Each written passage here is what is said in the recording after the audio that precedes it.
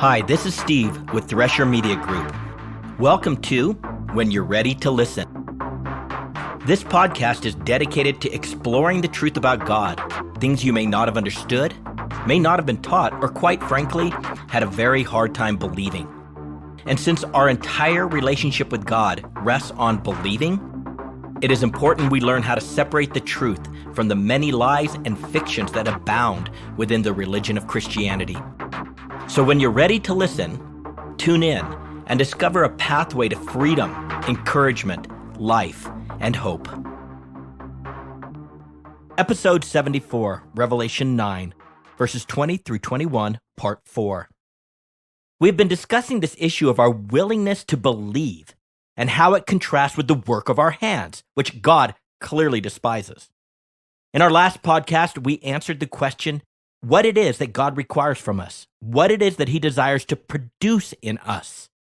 We discussed our willingness in action and the need to go to war against the enemies in our soul so we might come to identify as sons of the living God and not just slaves living in His household. This was also important to get us to comprehend what is one of the most shocking truths in the book of Revelation, and that is the idea that so many within the household of God, due to their hard and fast commitment to the work of their hands, are worshiping demons. The worship of demons, Revelation 9:20. The rest of mankind who were not killed by these plagues did not repent of the works of their hands, so as not to worship demons and the idols of gold and of silver and of brass and of stone and of wood. We must not miss the connecting point in this passage and simply fail to grasp the immensity of this connection. The Spirit essentially said that our commitment to the work of our hands, our trying very hard to be good for God and to serve Him and to serve the church, to being a holy witness to others, and our performing all manner of religious disciplines for whatever reasons, amounts to the worship of demons and to idolatry. This is mind-blowing. Does this mean that the religion of Christianity at large has been worshiping demons and given over to idolatry? How is that possible? How is trying to be a good Christian and a good witness the worship of demons and idolatry? We must never forget, the source matters. The source is everything. If Jesus, the only one who is good, is not doing His works in and through our lives, our works are not honored, much less accepted. They are unholy offerings presented to the demonic. The source always matters. As we learn in Jesus' communication to the 7 churches, if what we do is not a direct result of Jesus living His life in and through ours, then all our religious deeds are beyond worthless. They're rooted in the demonic and are craving for idolatry. This is another way of saying that if anything we do is not a result of grace through faith, what God does as a result of our now believing Him, though formerly unbeknownst to us, we have been worshiping demons and steeped in idolatry. By the way, this reference to demons, as we have discussed previously, is a broad term, a generic reference to fallen angels, regardless of their rank, status, or place in the angelic hierarchy. Let's now consider this issue of demon worship and idolatry. The truth is that when we look to anyone or anything, including our own goodness and our innate and learned capabilities, to be for us what Yahweh is to be for us, which is everything, our I am, we worship demons and practice idolatry. We may not be so blatant about it that we literally have carved images of gold and of silver and of brass and of stone and of wood, though many people do, but it is idolatry nonetheless. All our self-protection, idolatry. All our love for our own goodness, idolatry. All our trust in our own ability to guide our lives, idolatry. All our confidence in our own wisdom, idolatry. All our trust in any person or institution to be the source of our provision, idolatry. All our search for peace, rest, and security in practices and philosophies that are not Yahweh, idolatry. And on it goes. It all amounts to the worship of the demonic, the hosts of heaven, who have fallen and continue to be falling. The demonic loves religion. They love worship, and they have always mimicked God and have attempted to persuade mankind to honor them and to worship them. They too swallowed the original lie spoken by the serpent. They too believe they can be like God. So they work in and amongst the household of God to convince believers that the work of their hands is worthy, honorable, holy, righteous, and fitting for good Christians. They work to convince believers that their battle is with sin and that the shame and guilt they feel is just an indicator that they need to fight harder and try harder.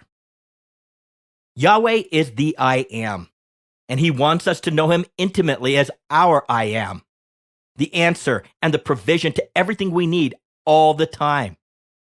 As he once communicated to me, to be my elect, my chosen, is to understand who I am, when I am, how I am, and that I am. We are commanded to trust in Yahweh with all our heart and mind, and in no way, shape, or form are we to depend on our own understanding or our own wisdom. He is to be our only source, for the source matters. The source is everything. There has always been a plethora of ways that mankind has unknowingly and knowingly connected with demons as they attempt to consult with the spirits or to call on the universe for aid and assistance. Hence, throughout time, there has always been soothsayers, wizards, witches, fortune tellers, magicians, Satanists, necromancers, astrologists, and the like. In fact, long before Moses ever showed up and gave a law against such things, we read of those who consulted with spirits in the night. But who would have thought that those who love the religion of Christianity, with its emphasis on being good witnesses for Christ in our community, not sinning, serving God, serving others, and being disciplined according to the so-called holy habits and doing so much good in his name and so on, are just like those soothsayers, wizards, witches, fortune tellers, magicians, Satanists, necromancers, astrologists, and the like. But if you stop and think about it, you will realize that the religion is always coming up with another device, another method, another program, another system for believers to be good Christians and good witnesses to the world, and, most importantly, to have victory over sin. Their iron cauldron is always burning and mixed with something new, something old, or a blend of both that is guaranteed this time to work. When our worship is rooted in the work of our hands, those offerings we make to God that he deems vile, it all amounts to the worship of demons and is another form of idolatry. Again, if anything we do is not a result of grace through faith, what God does as a result of our now believing him, then though formerly unbeknownst to us, we are worshiping demons and steeped in idolatry. Sadly, all of this will continue as people will be reaching out for something, anything but Yahweh, to get them through this time of terrible distress. But it will be to no avail, for our God is in the heavens, and he does whatever he pleases. As the first and the last, he chose to tell us the story before it happens. He did this so no one would have to be surprised, but everyone could understand the end of the story. His desire is that people in general, but especially those in his household, would come to repent, as he desires all of mankind to be saved and to come to the knowledge of the truth. But tragically, they refuse. They love and are deeply committed to the work of their hands. Come on, give me a break.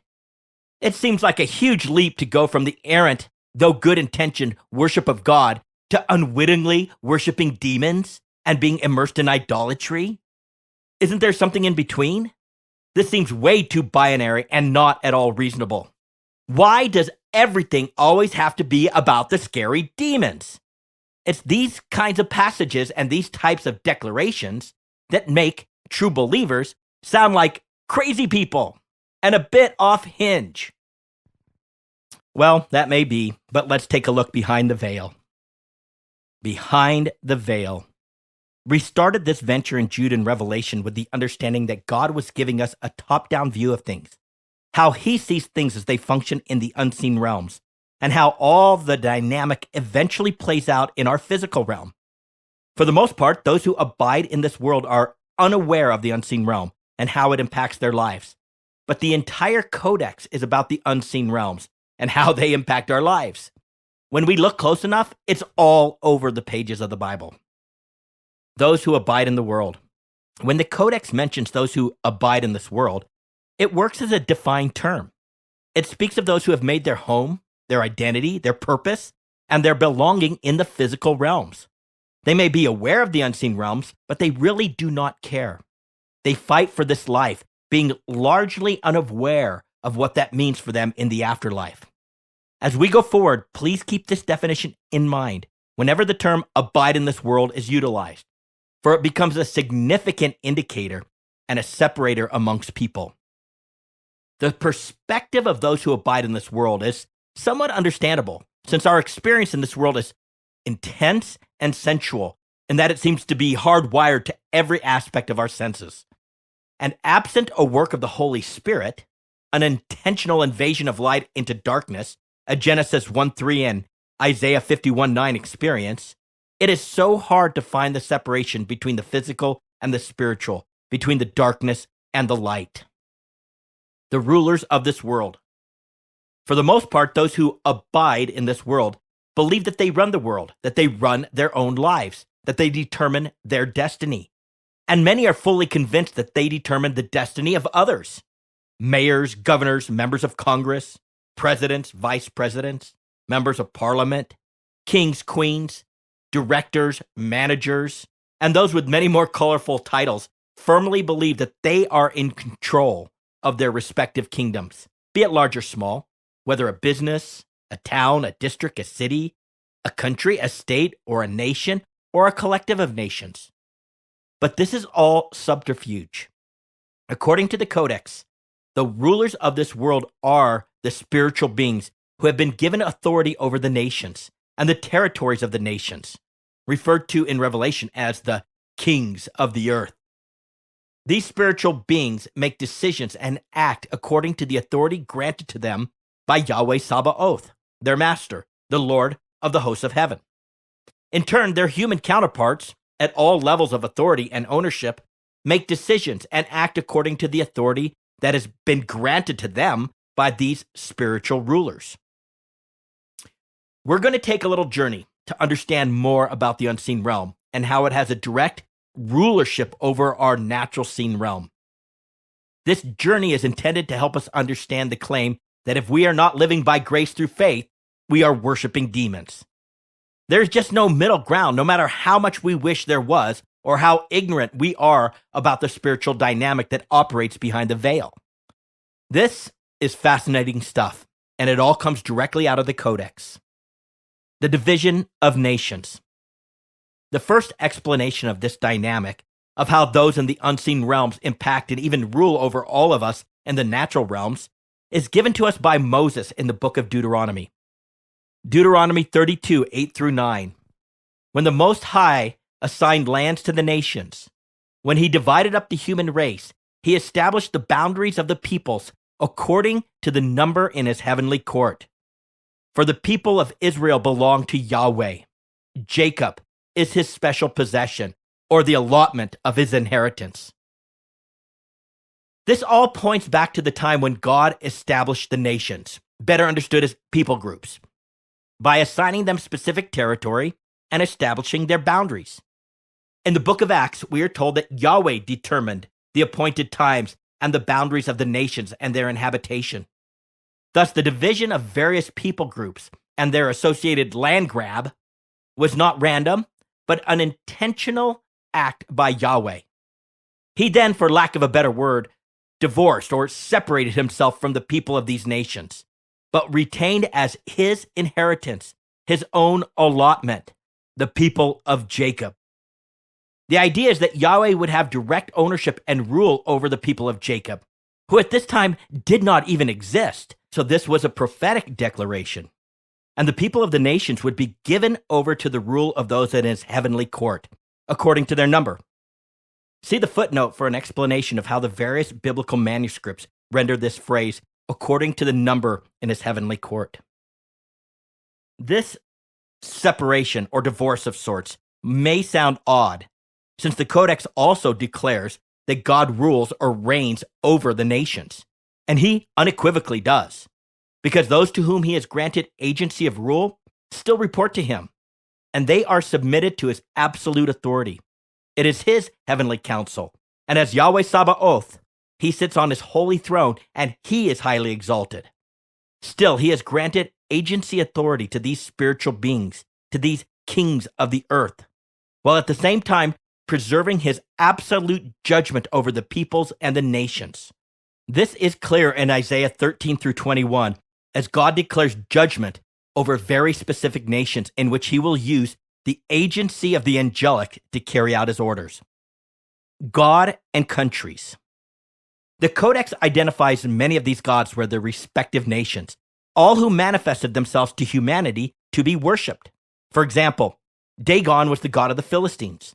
Ashtoreth was the goddess of the Sidonians. Chemosh was the god of Moab. Milcom was the god of the sons of Ammon. Baal was another god of the Moabite. Beelzebub was the god of Ekron. Succoth-Benoth was the god of Babylon. Nergal was the god of Cuthah. Ashima was the god of Hamath. Nibhaz and Tartak were the gods of the Avites. Adramelech and Anamelech were the gods of the people from Sepharvaim. And Yahweh declared 220 times that he alone was the God of Jacob/Israel. The mystery of agency.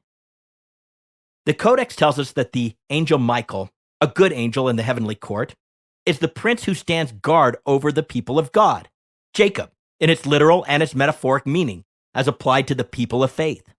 And with him are angels like Gabriel, who fight other spiritual beings that align their spiritual forces, their nations, their people, and their activities directly against the nation of Israel. For instance, the Prince of Persia and the Prince of Greece. It should be apparent that the Codex is not saying that Michael and Gabriel pick fights with mere humans, princes of these nations, for that would not even be a tussle. Angels are far more glorious and powerful than humans. After all, Gabriel admits that the Prince of Persia held him up from delivering a message to the prophet Daniel for 21 days, and he needed the help of Michael, a chief prince, one of the archangels, to get past the Prince of Persia. No human could block the passage of even the least of the angels for even a moment. Thus, Michael's and Gabriel's fight is with their spiritual colleagues, princes who rule over nations and who direct their human counterparts. Oddly, we're even told that Gabriel was sent to strengthen and to be a protection for Darius the Mede during the first year of reign. According to the book of Daniel, Darius became the first leader after the combined army of the Medes and the Persians conquered the Babylonian Empire, and he was merciful towards the captive Jews. This is another example of the angels providing support to human rulers. Then, in speaking of the king of Tyre, Yahweh mentioned that he was in Eden, the garden of God. It goes on to say that he was the anointed cherub who covers, that he had Yahweh's signet ring, the seal of perfection, and that he was on the holy mountain of God and walked in the midst of the stones of fire. Clearly, Yahweh is speaking to the angelic spirit that is behind the earthly king of Tyre. In this instance, the description just so happens to be that of Lucifer. Lucifer personally empowered the king of Tyre, such that from the view of the heavenlies, they were one, the spirit and the man. In another instance, the Spirit tells the prophet Isaiah to take up a taunt against the king of Babylon. And as with the image of the king of Tyre, in this image, we come across another description of a spirit, a ruler, but this time he is the spirit behind the world empire of Babylon. How you have fallen from heaven, O star of the morning, son of the dawn. But you said in your heart, I will ascend to heaven. I will raise my throne above the stars of God, and I will sit on the mount of assembly in the recesses of the north. I will ascend above the heights of the clouds. I will make myself like the Most High. Nevertheless, you will be thrust down to Sheol, to the recesses of the pit. In the book of Daniel, we're also given a fascinating story about Nebuchadnezzar, the king of Babylon, the man and not the spirit. In this instance, the man, the king, became arrogant, full of himself, believing that he was personally responsible for the glory of the Babylonian Empire. It was likely that his pride was directly influenced by the spiritual prince that ruled over his kingdom in the unseen realms. And even though Yahweh had previously revealed himself to Nebuchadnezzar as the Adonai, the one and only Lord, the king honored himself and not God, believing that the empire was a work of his own hands. His pride was out of control and off the rails. Subsequently, he was warned in a vision, a dream given to him by Yahweh, that due to his arrogance, he would be cut down, and his mind would be changed from a man to that of a beast. It's as if he would become a lunatic, probably much like the demonic spirit that inspired his pride and arrogance. He was sentenced by Yahweh, but it was communicated through agency in a prophetic dream. This sentence is by the decree of the angelic watchers, and the decision is a command of the holy ones, in order that the living may know that the Most High is ruler over the realm of mankind, and bestows it on whom he wishes, and sets over it the lowliest of men. Behind the scenes, Yahweh, via the spirits, via agency, drives the nations and their leaders, determining their destinies. Next to the story of Job, there is probably not a more powerful picture of how Yahweh works through the agency of the angelic amongst the leaders of humanity than in the story where King David took a census of the people of Israel. There are two accounts of this story in the Codex. The first story shows us what God decided, and the second story shows us how he accomplished his desire through the adversary Satan. But let's start with the second story and work backwards. In 1 Chronicles 21:1, we are specifically told that Satan stood up against Israel, which is an Old Testament phrase that is used to communicate when a spiritual being takes some sort of overt action. And he provoked David, King David, to number Israel. The text is clear. Satan is the provocateur, and David is his target. Yet in the first story, in 2 Samuel 24:1, we are told that the avenger of Yahweh burned against Israel, and he caused David to harm them by taking a census. The Hebrew word translated as caused carries with it the idea that he intentionally pricked or provoked David to act. So behind the scenes, Yahweh intentioned to bring judgment on Israel, and from his counsel, he instructed Satan to be the instrument or the agent to directly provoke David, to be the instrument or the agent to make a terrible decision that would result in the nation of Israel being judged by Yahweh.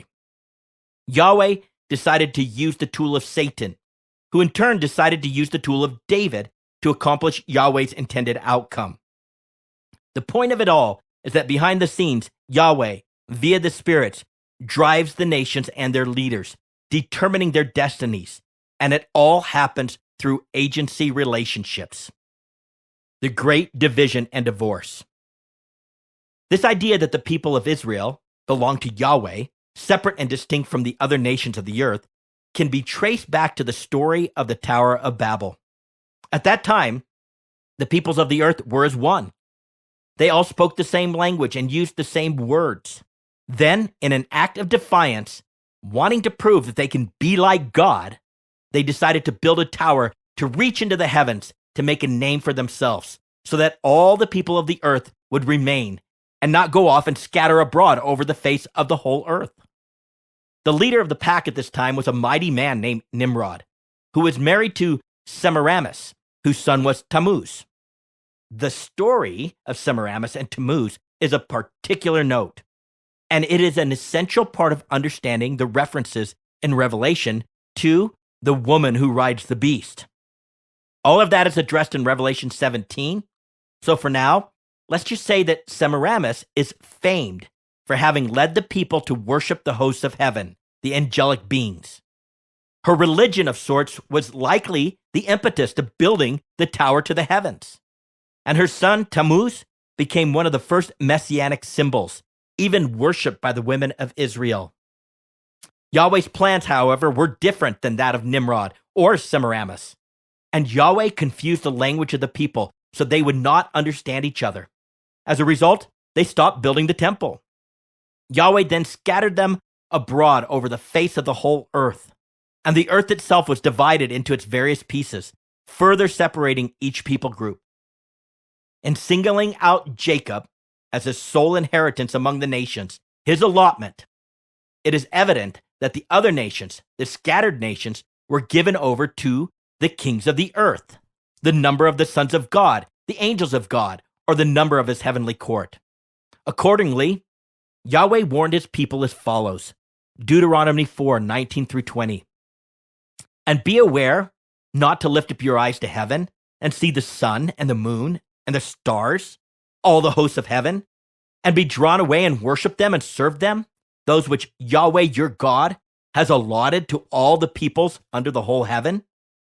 But Yahweh has taken you and brought you out of the iron furnace from Egypt to be a people for his own possession, as today.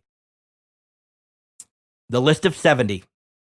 At that time of the Baal debacle, it seems that there were 70 nations, according to their representative list of rulers descended from Noah's 3 sons, Shem, Ham, and Japheth. Does that mean that there are only 70 spirits who rule the nations? No. Let's go back to that passage in Deuteronomy 32. When the Most High assigned lands to the nations, when he divided up the human race, he established the boundaries of the peoples according to the number in his heavenly court. This does not infer a one-for-one occupation. Rather, it leaves open the idea that all manner of demonic presence would be placed within separate and distinct territories, such that all members of the court had their earthly responsibility to manage at differing levels of authority and responsibility. Besides, in the images we are given in the Codex of the heavenly court, there are clearly more than 70 angelic beings present. In the Codex, we are given a behind-the-scenes view at one of the council meetings. They were discussing how the spirits were going to entice King Ahab, the king of Israel, to go to war, with the result that he would be killed. 1 Kings 22:19-23. Therefore, hear the word of Yahweh. I saw Yahweh sitting on his throne, and all the hosts of heaven standing by him on his right and on his left. Yahweh said, who will entice Ahab to go up and fall at Ramoth Gilead? And one said this, while another said that. Then a spirit came forward and stood before Yahweh and said, I will entice him. Yahweh said to him, how? And he said, I will go out and be a deceiving spirit in the mouth of all his prophets. Then he said, you are to entice him and also prevail. Go and do so. Now therefore, behold, Yahweh has put a deceiving spirit in the mouth of all these prophets, and Yahweh has proclaimed disaster against you. In this image, we see a gathering of all the hosts of heaven, which is an innumerable number, far more than 70. In fact, the Codex refers to their number as myriads or myriads of myriads and thousands of thousands. The Spirit also makes the point that the hosts of heaven are standing on Yahweh's right and left, indicating a division, a separation. Coupled with the pattern Jesus gives us in Matthew about setting the sheep on his right, those who inherit his kingdom, and the goats on his left, those assigned to eternal fire, we might make the conjecture that this image follows that pattern, and the good spirits are on Yahweh's right side, the right being a symbol of strength and might, and the bad spirits on his left. And we know that the fallen angels are present in this gathering because the one who came up with the plan is identified as a deceiving spirit, a liar. Still, this is God's heavenly counsel, and although he seeks input, remember, he works through agency. As the principal, he takes responsibility for all decisions. Hence, Yahweh has put a deceiving spirit in the mouth of all your prophets, and Yahweh has proclaimed disaster against you. Who is really in control? Even though the demonic are active and powerful and are influencing nations and kings, Yahweh is always in control, and every decision starts and stops with him. Hence, he is the Alpha and the Omega. As we have discussed, Yahweh always works through agency. Being the Alpha, the decisions and the impetus always starts with him. But the work itself is carried out through agency, most of the time through angelic beings who are his servants, both good and bad angels. Even the Son of God works in an agency relationship with the Father and does only what the Father tells him to do. But as we saw with the story of King Ahab, Yahweh always takes responsibility for the result. Hence, he is the Omega. And although it seems so often that the spirits must be exercising their own will, which they are, their will is still subject to their master, Yahweh Sabaoth. Thus, even though they may not do as he desires, they do as he wills. He just uses their will, their agenda, their intention, and their wickedness, their evil, and their excesses to accomplish what he wills in the life of his bondservants. This is the same pattern we see in the book of Job. God is the impetus, and all the disaster and drama is carried out by angelic agency. Understanding this truth led King Nebuchadnezzar to proclaim in Daniel 4:34-35, "For his dominion is an everlasting dominion, and his kingdom endures from generation to generation. All the inhabitants of the earth are accounted as nothing, but he does according to his will in the hosts of heaven and among the inhabitants of earth. And no one can ward off his hand or say to him, 'What have you done?'" The heavenly council. In the Psalms, we are given a view of the heavenly council and understand that they are not doing what they were created or empowered to do, which is be the faithful judges of the worldly kingdoms. That is Yahweh's desire for them. Rather, in their excess, they honor the wicked and persecute the godly. But again, even though that is clearly not what God desires, it is his will. He does according to his will in the hosts of heaven and among the inhabitants of earth. Psalms 82. God presides over heaven's court. He pronounces judgment on the heavenly beings. How long will you hand down unjust decisions by favoring the wicked? Give justice to the poor and the orphan. Uphold the rights of the oppressed and the destitute. Rescue the poor and helpless. Deliver them from the grasp of evil people. But these oppressors know nothing. They are so ignorant. They wander about in darkness while the whole world is shaken to the core. I say, you are gods. You are all children, or literally sons, of the Most High. But you will die like mere mortals and fall like every other ruler. Rise up, O God, and judge the earth, for all the nations belong to you. Yahweh's heavenly court, or his council, is comprised of gods, sons of God, the first of the creation of God, as in the beginning, God created the heavens and all that dwells in the heavens before he created the earth. They have been empowered by Yahweh to judge or rule over humanity. In that light, they are like gods, and that is what he calls them. By the way, this idea that the angels are the sons of God or the sons of the Most High comes from the oldest book in the Codex, the book of Job, and it is used as a reference to those gathering in Yahweh's heavenly council, including Satan, and to the angels, the morning stars, who were with Yahweh and were rejoicing when he created mankind. Who reigns on high? Now, let's be clear. The fact that God calls these angels gods does not mean that these spiritual beings created by Yahweh are in any way comparable to him. For he declares, "I am he, and there is no God besides me. I am the first and the last, and there is no God besides me. Who is like me? Let him proclaim and declare it. For great is Yahweh and greatly to be praised. He is to be feared above all gods. For all the gods of the people are idols, but Yahweh made the heavens," which is another way of saying he alone made the gods. Yahweh, he is God in heaven above and on earth below. There is no other. Yahweh stands alone and distinct from the spiritual glories that he created. O Yahweh, the God of Israel, there is no God like you in heaven above or on earth beneath. For Yahweh is a great God and a great king above all gods. The distinction between Yahweh and their gods is that being created beings, they are by definition limited in their capability by what their creator gave to them. For instance, they do not know the future, just like they cannot recount the past and declare all that Yahweh has done. He alone is the Alpha and the Omega, the first and the last. Isaiah 44, 6-8. I am the first and I am the last, and there is no God beside me. Who is like me? Let him proclaim and declare it. Yes, let him recount it to me in order, from the time that I established the ancient people, and let them declare to them the things that are coming and the events that are going to take place. And do not tremble and do not be afraid. Have I not long since announced it to you and declared it? And you are my witnesses. Is there any God beside me? Or is there any other rock? I know of none. Isaiah 41:4 and 21 through 24. Who has performed and accomplished it, calling forth the generations from the beginning? I, Yahweh, am the first and with the last. I am he. Present your case, Yahweh says. Bring forward your strong arguments. The King of Jacob says, let them bring forth and declare to us what is going to take place.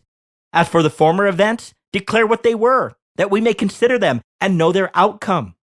Or announce to us what is coming. Declare the things that are going to come afterward, that we may know that you are gods. Indeed, do good or evil, that we may anxiously look about us and fear together. Behold, you are of no account, and your work amounts to nothing.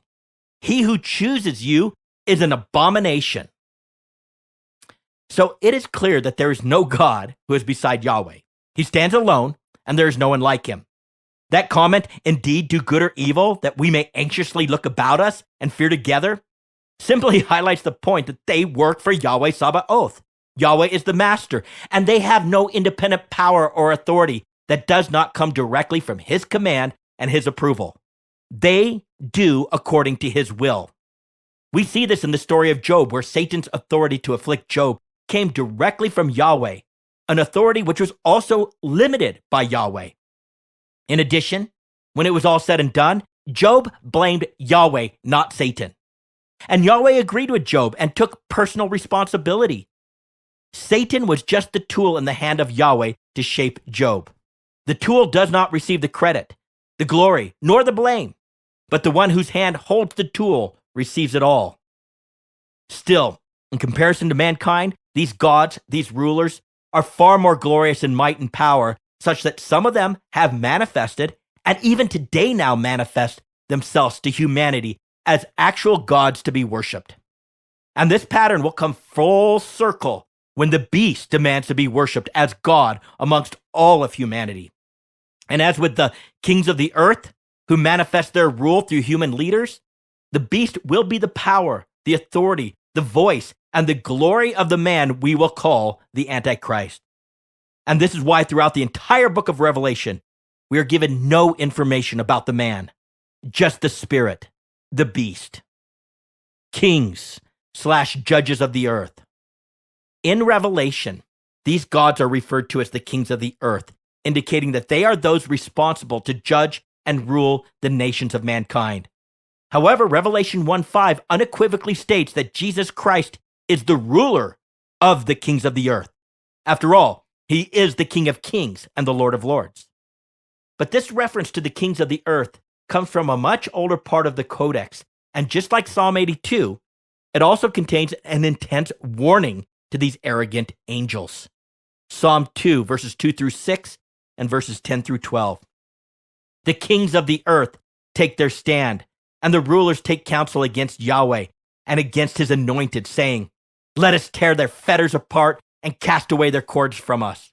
He who sits in the heavens laughs. Yahweh scoffs at them. Then he will speak to them in his anger and terrify them in his fury, saying, but as for me, I have installed my king upon Zion, my holy mountain. Now therefore, O kings, show discernment, take warning, O judges or leaders of the earth. Worship Yahweh with reverence and rejoice with trembling. Do homage to the Son, that he not become angry and you perish in the way, for his wrath may soon be kindled. Clearly, God's judgment on the heavenly beings in Psalm 82 and his chastisement and warning in Psalm 2 are referring to the fallen angels, those who belong on Yahweh's left side in the corporate meetings, those who have handed down unjust decisions and chosen to favor the wicked. They stand in contrast to the angelic rulers who hand down just decisions, for instance, in the case of the Babylonian king Nebuchadnezzar. By the way, Yahweh does not make idle threats. We're even told that he deprives of intelligence the chiefs or the kings of the earth's people, and he makes them wander in pathless waste, which is where demons who have been expelled from the realm of humanity are sent. These fallen angels are the kings of the earth, the true powers behind the nations. They are also the judges or the leaders of the earth who decide for humanity what they will value, what they will honor, and what they are permitted to do and speak. These are those who refuse to give homage to the Son, and they will be consumed in his wrath. This behind-the-veil view of reality explains why it often appears that there's this grand conspiracy amongst types of nations, for instance, the Western nations, such that people do and say the same things. It's as if all the rulers at every level of society, from the elementary teachers to the judge to the senator, sat in a room and agreed on the very words that would be trending in each generation and the very deeds that would be acceptable in each generation. It's as if they are attempting to recreate the world they failed to create at Babel. This truth first hit me years ago in connection with a family member who was struggling with anorexia. I was always amazed at the particular phrases and words that she used and how she said things. Then one day I was watching an interview with a young teen in England who was anorexic, and she used the exact same words, the same phrases, with no deviation, and she even spoke with the same intonation. How is that possible if there are not some spirit, some dominion behind this sickness that united their thoughts and words? The glorious ones, demons in disguise. With all of that as our background, the Spirit, through Peter, calls these angelic rulers glorious ones, or literally angelic glories, because of their position and prominence amongst the creation of God, being greater in power and might in comparison to humanity. Some of these angels are so glorious that they have been able to manifest themselves to humanity as gods, just like Yahweh calls them, and they solicit the worship and obedience of the peoples and nations. To name a few, there is Baal, Ashtoreth, Astarte, Milcom, Molech, Chemosh, Jupiter or Zeus, Beelzebub, Rimmon, Marduk, Belial, and Dagon. There are others, but these just jump off the pages of the Codex. Each of these gods manifested themselves through some form of religion that required worship, sacrifice, servitude, and obedience. We'll get into this more when we get to Revelation 13 and 17, when we discuss the 7 heads of the beast. Here's a hint. It's a reference to demonic rulers. Then in the New Testament, the Spirit told us flat out that the gods that are worshipped by the nations are demons. The sacrifices they make to their idols are just sacrifices made unto demons. Thus, the entire time that Israel and the nations worship gods like Baal, Ashtoreth, Molech, and Chemosh, they were just worshiping the angelic fallen angels, gods, sons of God, that serve Yahweh in his heavenly council. Spirits behind the religion of Christianity. In our passage, the Spirit equates our obsession with the work of our hands, that which is done in his name, with another manifestation of demonic beings who stand behind our obsession with religion, law, the worship of God, and all that we can do to do it right for God. This is how serious this issue is. The demonic works so cleverly, for they pose as angels of light, as something that is good, seducing all those who are willing, and far too many are willing. 1 Timothy 4, 1 through 2. But the Spirit explicitly says that in later times, some will fall away from the faith, paying attention to deceitful spirits and doctrines of demons by means of the hypocrisy of liars, seared in their own conscience as with a branding iron. We were warned about this in the image of the army of horsemen, the demonic beings with the tails like serpents, who are even now corrupting people with their false prophecy and false teaching that is expressed through those men and women who are running the domains of religion. This was also seen in the scorpion-like tails of the locust-like demons, who will have prophetic power over the people they sting and torment. Remember, behind the leaders of humanity are the spiritual rulers. 2 Corinthians 11, 13 through 15. For such men are false apostles, deceitful workers, disguising themselves as apostles of Christ. No wonder, for even Satan disguises himself as an angel of light. Therefore, it's not surprising if his servants also disguise themselves as servants of righteousness, whose end will be according to their deeds. And absent passages like this one, warning us of the demonic, we would otherwise be blind to this reality. The obsession with the work of our hands is the worship of demons. And if we do not repent, we will not choose to enter into his rest, and he will not let us enter into his rest. And we will be those who know great tribulation. To get a free download of the full written transcript with all the scripture references footnoted, please go to threshermediagroup.com. That is THRESHER